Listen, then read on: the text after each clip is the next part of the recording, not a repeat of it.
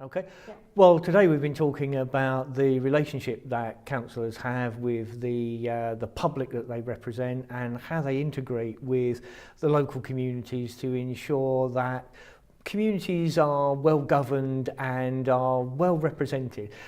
Councillors come from those very communities that they represent, they're part of them, they're close to local people, but also they're different, they're distant in the fact that they are part of this institution called the council.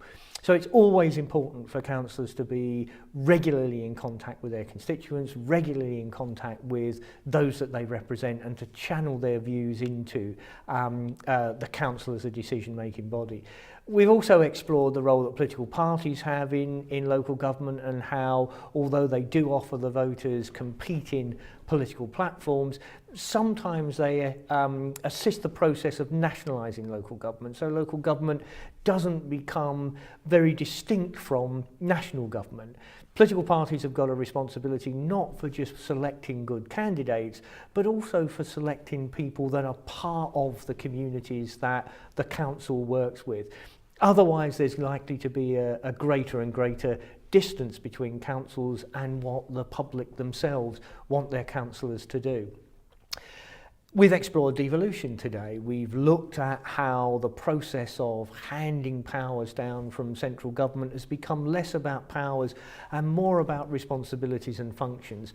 Combinations of local authorities being given more services to be responsible for, more finance to back some of those services, but very, very little real powers to be able to make things happen within their areas. It's one thing being able to control a particular service in the terms of how it's delivered. It's a very different thing to be able to decide that that particular service should be strategically and distinctly different from the way in which that particular service is delivered in a different area. So even with the devolution agenda, there's a need to distinguish between things that these combinations of councils have to do and being able to reflect localities.